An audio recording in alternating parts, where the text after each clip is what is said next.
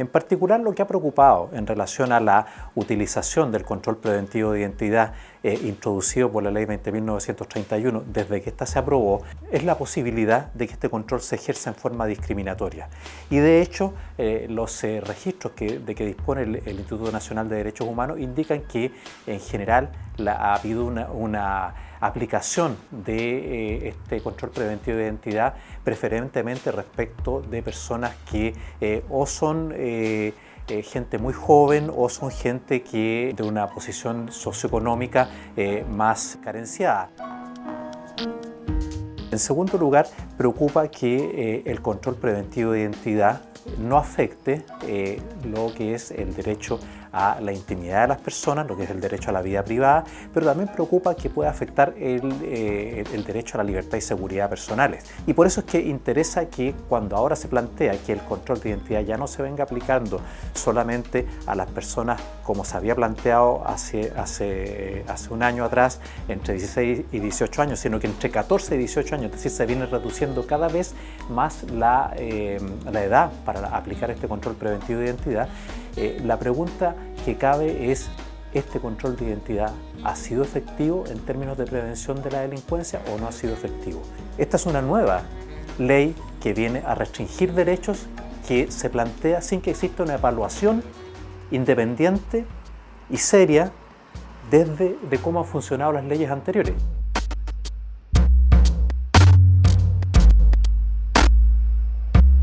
Y en particular respecto de las consecuencias negativas que puede significar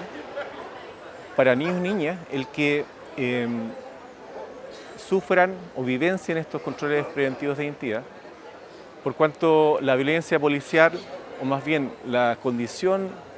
que tienen nuestras policías del ejercicio de sus funciones,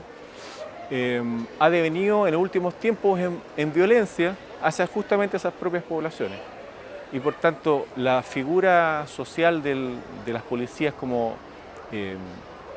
estamentos garantes de la Convención de Derecho de Infancia se desdibuja.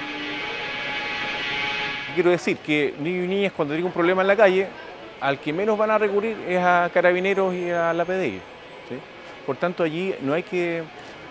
dejar de pensar que cuando hablamos de las infancias en Chile,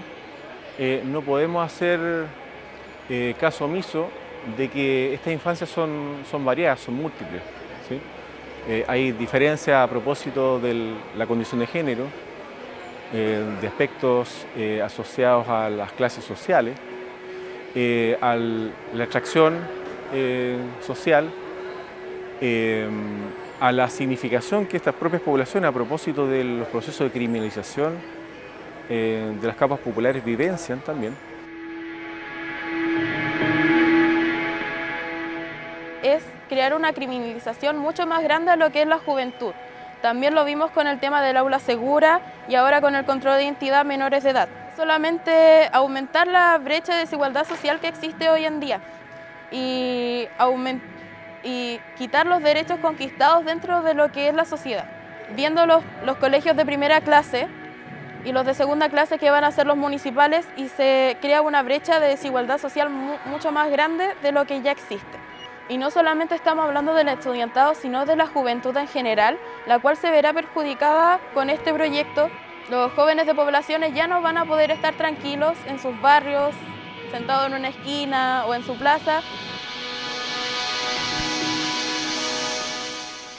Lo que está allí en juego son varias cosas. Un primer elemento, a mi juicio, tiene que ver con esta relativización de la condición de sujeto de derecho de niños y niñas, o a la equiparación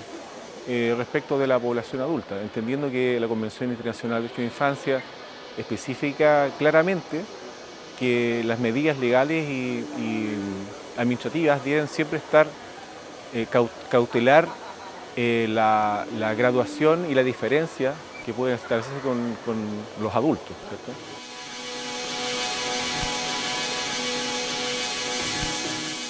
La Convención Americana sobre Derechos Humanos, que es el principal instrumento internacional de derechos humanos